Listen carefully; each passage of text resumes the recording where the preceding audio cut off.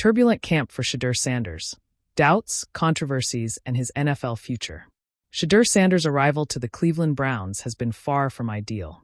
Since Shedeur Sanders wrapped up his time at Colorado, his name had been circulating as one of the top prospects for the 2025 NFL Draft.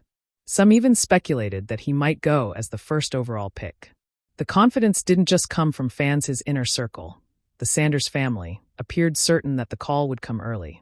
However, reality played out quite differently. Sanders slid to the 5th round, ultimately being selected at pick 144 by the Cleveland Browns. Despite the unexpected fall, the young quarterback remained hopeful about proving his worth during training camp. But the first reports out of Browns camp have sparked concern. Shedeur is not standing out. ESPN's Aaron Goldhammer revealed on a podcast that Sanders isn't even practicing with the team's main receivers. According to him, Shedeur has been throwing passes to staff members, not to his offensive teammates. Mahomes throws to Kelsey. Shedeur throws to team guys, Goldhammer said sarcastically, in a comparison that does the rookie no favors. These statements have raised eyebrows among fans and analysts alike. In a league where accuracy, chemistry with receivers, and leadership are critical for a quarterback, such an unconventional approach could be damaging Sanders' standing with the coaching staff. Sanders' image takes a hit.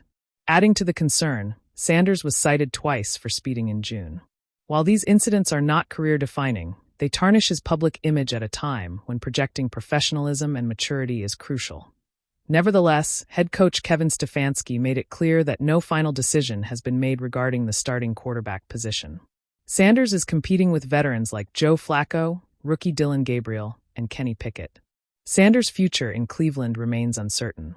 General Manager Andrew Berry has not ruled out the possibility of keeping all 4 quarterbacks on the final roster if he believes each brings value to the team. This gives Shedeur Sanders a potential lifeline, though it also underlines how uncertain his spot remains. For now, the pressure on Shedeur Sanders mounts with every practice and every rumor. If he wants to cement his place in the NFL, he'll need to answer soon and on the field. The heat in Berea felt different this summer, heavier, sharper, almost alive. The Cleveland Browns training camp was supposed to be about fine-tuning, about sorting depth charts and polishing schemes. Instead, it became a swirling storm, with one name riding the wind every day, Shedeur Sanders. The rookie quarterback arrived with fanfare, legacy, and the bright echo of Colorado highlight reels. But in the NFL, legacy only gets you so far. What followed was a month of soaring passes, simmering controversies, and a future that suddenly felt both dazzling and uncertain. Week 1. The hype meets the wall. On his first day, Sanders made jaws drop. His quick release and deep ball touch turned simple walk-throughs into electric moments. Teammates whispered that he threw different, the kind of spirals that cut through even the stiffest crosswind.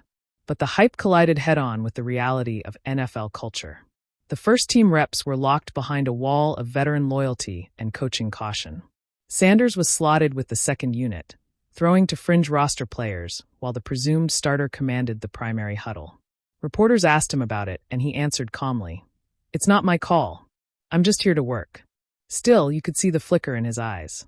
A firebank of ambition smoldered there, waiting for oxygen. Week 2, doubts begin to whisper. As drills intensified, so did the chatter.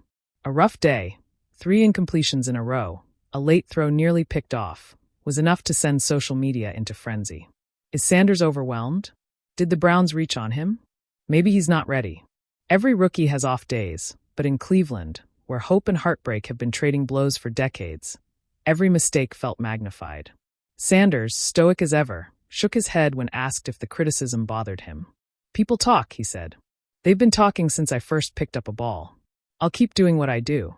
But behind closed doors, coaches wondered aloud whether they were doing him a disservice. Was it better to protect him from the storm or throw him into it? Week 3, the controversy breaks loose. Then came the controversy that ignited talk radio for an entire week. During a live broadcast, a veteran analyst watching practice muttered in disbelief, "They've got Shedeur Sanders throwing to equipment guys." The clip went viral. Fans were outraged. Why bury a first-round pick like that? Former players chimed in. If he's your future, build around him now. Inside the building, a few staffers grumbled that the comment painted the wrong picture. But the damage was done. Sanders was asked about it that night. He could have lashed out. Instead, he delivered a quote that would dominate headlines for days. "Look, I'll throw to whoever lines up. Starters, backups, trainers, ball boys. My job doesn't change. But if you're asking me if I want to run with the ones, of course I do. I'm not here to watch. I'm here to play." It was blunt. It was honest.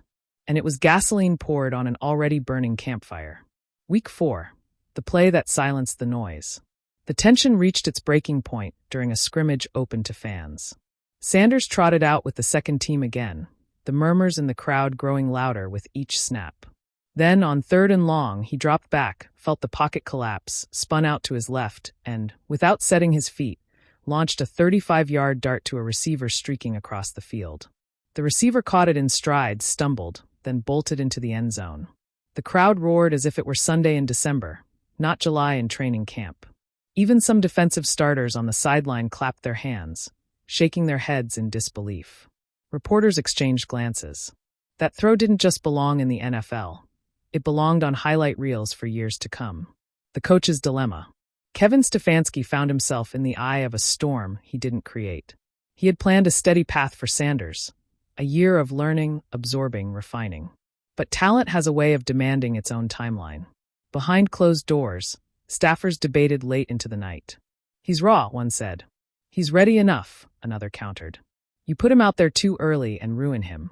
You hold him back too long and lose the locker room." Stefanski watched the film again and again.